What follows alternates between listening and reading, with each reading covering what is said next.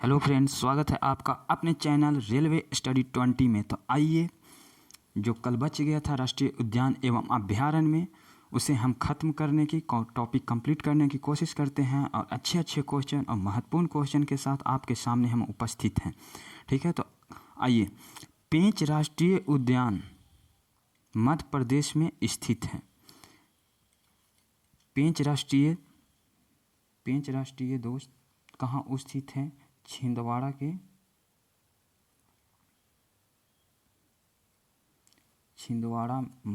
मध्य प्रदेश के छिंदवाड़े ज़िले में पेंच राष्ट्रीय उद्यान स्थित है। दोस्त, इसे हम प्रियदर्शनी राष्ट्रीय उद्यान के भी नाम से जानते हैं। ठीक है, अब नेक्स्ट, पेरियार अभ्यारण्य कहाँ है दोस्तों? पेरियार अभ्यारण्य जो है, पेरियार केरल में इडुक्की के पास में है। ठीक है दोस्त, अब नेक्स्ट आते हैं पंचमंडी अभ्यारण्य, मध्य प्रदेश। पंचमंडी जो है दोस्तों कहाँ है? मध्य प्रदेश में है पंचमंडी अभ्यारण्य। ठीक है दोस्तों, मुझे कुछ लिखना है इसलिए हम इसे इरेज कर रहे हैं। अब आइए, लिखना क्या है जो हम बताते हैं। एक चीज़, एमपी में राष्ट्रीय उद्यानों की संख्या सबसे ज़्यादा है दोस्त। कितनी है? 11 है। ठीक है, एमपी में राष्ट्रीय उद्यानों की संख्या कितनी है दोस्तों? 11 है, 11। ठीक है, और एक नीति आयोग जो है, नीति आयोग निकालती है, नीति आयोग एक रिपोर्ट निकालती है, उसमें बाघों की संख्या में बताइए एमपी में कितने बाघ हैं। एमपी जबकि नंबर 1 पे है, नंबर 2 पे है आपका कौन? कर्नाटक, नंबर 3 पे है उत्तराखंड, और नंबर 4 पे है महाराष्ट्र। तो दोस्त, बाघों की संख्या क्या है बताइए, आप क्या बता पाएंगे? 526, यहाँ है 524, और यहाँ है उत्तराखंड में 442, और यहाँ है 312। तो दोस्त, पूरा भारत में अगर बात करें तो 2967 बाघों की संख्या है। ठीक है दोस्तों, आपको समझ आ रहा होगा, उम्मीद करते हैं आपको अच्छा समझ आ रहा होगा। तो दोस्तों, ये नोट डाउन कर लेना, याद कर लेना, ये करंट अफेयर में ही आ जाता है। 2014 से 18 का ये रिपोर्ट हमने बताया आपको। ठीक है दोस्त, एक चीज़ और इम्पोर्टेंट क्वेश्चन, आप ये बताइए मुझे, उत्तर प्रदेश में बाघों की संख्या कितनी है और फिर बिहार में बाघों की संख्या कितनी है? आप कमेंट बॉक्स में जाकर मुझे कमेंट कर बताएं, ताकि मुझे पता चले कि मेरे साथ जुड़े हुए स्टूडेंट कितना पढ़ाई करते हैं और कितने तैयारी को लेकर सीरियस हैं। तो दोस्त, ये 2 क्वेश्चन आपके लिए, ठीक, मैं उसे जवाब दूंगा। पंचमंडी अभ्यारण्य मध्य प्रदेश में स्थित है दोस्तों। अब आइए, रोहिल्ला क्या है? रोहिल्ला एक राष्ट्रीय उद्यान है। जो रोहिल्ला कहाँ पड़ता है दोस्तों? लिखा हुआ है हिमाचल प्रदेश में पड़ता है, और इसकी क्षेत्रफल है 0.270 वर्ग किलोमीटर के आसपास में है। ठीक है, रोहिल्ला इस राष्ट्रीय उद्यान की खासियत है कि बोला जाता है 40 साल से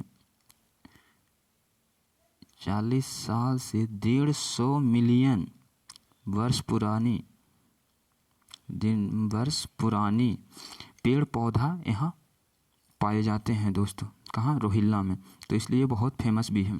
नल सरोवर के बारे में आप जानते होंगे कि ये गुजरात में अहमदाबाद के पास में स्थित है। अहमदाबाद से 60 किलोमीटर की दूरी पे ये स्थित है। इसे वर्ड लवर्स का जन्नत बोला जाता है। ठीक है फ्रेंड्स, तो इसमें यहाँ पे नल सरोवर अभ्यारण्य का एक और खासियत है कि पानी में रहने वाली पक्षियाँ यहाँ पे सर्वाधिक होती हैं। ठीक है, वर्ड लवर बोला जाता है तो आपको ही पता चल गया होगा कि पक्षियों के लिए ये फेमस ही होगा। अब आइए बांदीपुर राष्ट्रीय उद्यान। बांदीपुर दक्षिण भारत की सबसे सुंदर और खूबसूरत राष्ट्रीय उद्यान बांदीपुर कहलाती है, जो कर्नाटक में स्थित है। इसकी स्थापना 1974 ईस्वी में हुआ है तथा इसका क्षेत्रफल दोस्तों, ये सब पूछ लिए जाते हैं खास करके रेलवे एसएससी में, तो हमें बताना सही लगा और आप याद कर लें। 2-3 बार वीडियो को देखेंगे तो ऑटोमेटिक याद हो जाएगी। दलमा वन जीव अभयारण्य झारखंड में है दोस्तों, ठीक है। दलमा वन जीव अभयारण्य कहाँ है? झारखंड में है, जमशेदपुर के पास में, ठीक है। मालदा और पश्चिम बंगाल के बीच में दालमा झील है, जहाँ डाली झील एक है, उसी के पास में दलमा वन्यजीव अभयारण्य है। मैं गया था घूमने तो देखा था, वहाँ पे एक स्टेडियम भी है दोस्तों, किनन स्टेडियम, ठीक। दालमा झील, इसकी स्थापना हुई है आपको 1976 ईस्वी में और इसका स्क्वायर फीट ज़्यादा बड़ा नहीं है लेकिन उतना छोटा भी नहीं है, ठीक है। ये रांची और पश्चिम बंगाल के बीच में पड़ता है, ठीक है। अब दोस्त पटना जीव अभयारण्य उत्तर प्रदेश में है। दोस्त ये बहुत ही इम्पोर्टेंट है क्योंकि पूछ लेता है पटना वन जीव अभयारण्य कहाँ है या पटना पक्षी विहार अभयारण्य कहाँ है, तो आप अक्सर गलत करके आइएगा। आपका आंसर होगा बिहार, लेकिन नहीं, इसका राइट आंसर है उत्तर प्रदेश। ये छोटा सा एक अभयारण्य है जो यूपी में स्थित है, जो मतलब 2 किलोमीटर के आसपास ही फैला हुआ है इसका एरिया, ठीक है दोस्तों। तो उम्मीद करते हैं आपको समझ में आ रही होगी।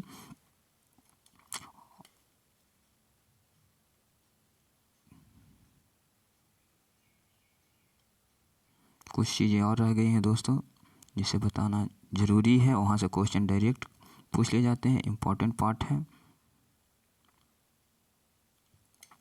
ठीक है। अब एक चीज़ और है, वन जीव संरक्षण अधिनियम 1972 के अनुसार राज्य सरकार किसी भी क्षेत्र को राष्ट्रीय उद्यान घोषित कर सकता है।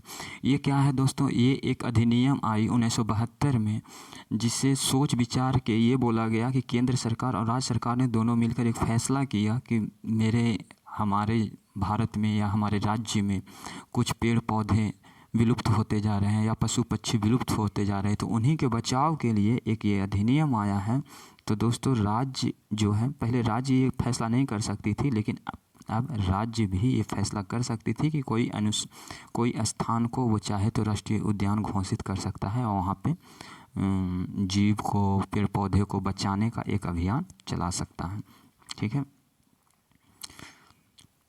ये बता चुके हैं दोस्तों। विश्व के 70 प्रसिद्ध बाघ भारत में पाए जाते हैं, तो 100 टाइप्स के में 70% नहीं, 70 टाइप्स के बाघ हमारे भारत में पाए जाते हैं दोस्तों। ये क्वेश्चन भी इम्पोर्टेंट है।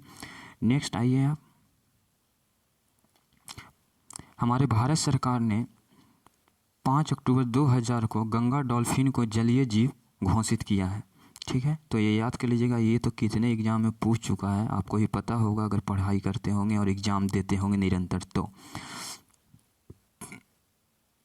नेक्स्ट क्वेश्चन है, भारत की सबसे बड़ी राष्ट्रीय उद्यान लेह में स्थित है, जिसका नाम दोस्तों ये हेमिस नहीं होगा, इसका नाम है हेमिस, ठीक है दोस्तों। ये सबसे ऊंचा है और सबसे बड़ा भी है, ठीक है, हेमिस राष्ट्रीय उद्यान। इसकी स्थापना दोस्तों 1981 में किया गया था और इसकी क्षेत्रफल दोस्तों जब बड़ा बोल रहा है तो आइए हम देख लेते हैं, ठीक है दोस्तों। 44400 मतलब 4400 वर्ग किलोमीटर पर फैला हुआ है। अब दोस्तों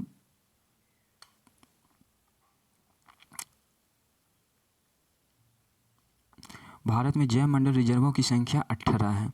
वर्तमान में कुल यूनेस्को जैव मंडल रिजर्व भारत में कुल 12 है। 18 में 12 यूनेस्को रिजर्व कर चुका है, मतलब अपने यूनेस्को है जो भारत में अभी 38 विरासत चीज़ों को लेता है, जो अच्छी अच्छी चीज़ होती है, खूबसूरत चीज़ होती है, और उसको अपने अधीन मतलब कुछ पार्टनरशिप होती है उस पर रख के उसे और अट्रैक्टिव बनाने की कोशिश करता है। तो दोस्तों ऐसे ही ये लिया हुआ है। पहला जो था इसमें नीलगिरी था, जो नीलगिरी कहाँ है दोस्तों, आपको याद होना चाहिए,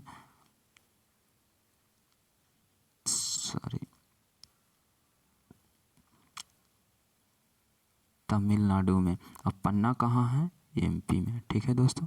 तो ये दोनों पॉइंट याद रखिएगा।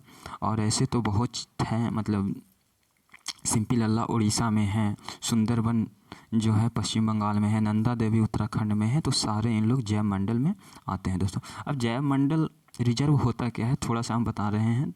जैव मंडल रिजर्व होता है प्रकृति और संस्कृति परिदृश्यता का प्रतिनिधित्व करता है, मतलब उसकी सुंदरता को और निखारता है या निखारने के लिए उसमें मेहनत करता है, तो उसी चीज़ को जैव मंडल रिजर्व कहा जाता है।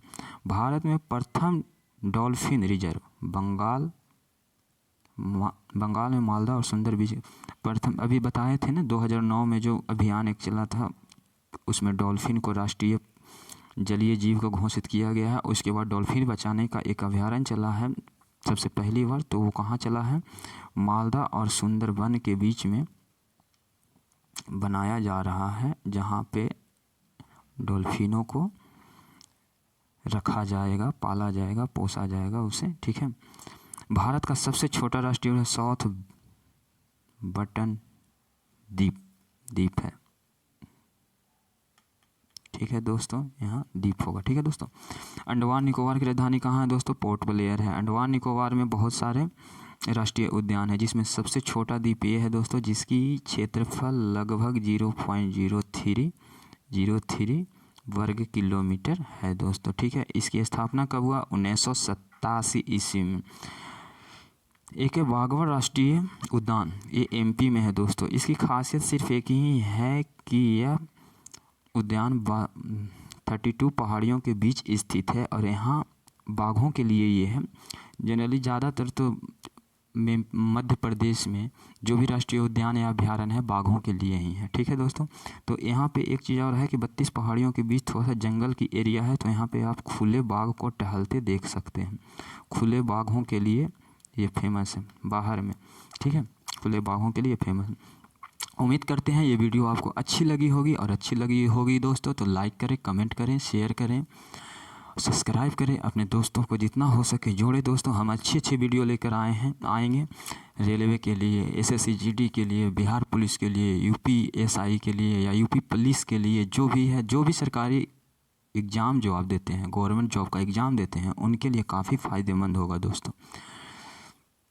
और कोरोना चल रहा है दोस्तों, तो अपने आप को संयम रखें, बाहर ना निकलें, घर में ही पढ़ाई करें। जब बहुत अर्जेंट हो, ज़रूरी हो, तो ही बाहर जाएं दोस्तों। सारे एग्ज़ाम होंगे 1 से 2 महीने के बाद सारे एग्ज़ाम होंगे दोस्तों। इसे भारत सरकार बहुत जल्द ही कंट्रोल कर लेगी। जिस तरह से युद्ध स्तर पे वैक्सीनेट किया जा रहा है, लगता है कि बहुत जल्द ही कवर कर लेगी और इसे कंट्रोल कर लेगी, और फिर हम लोग अपने पुराने दिनचर्या में लौट आएंगे। तो उम्मीद करते हैं आप अच्छे होंगे। समझ आए तो लाइक शेयर करिए। थैंक यू दोस्त।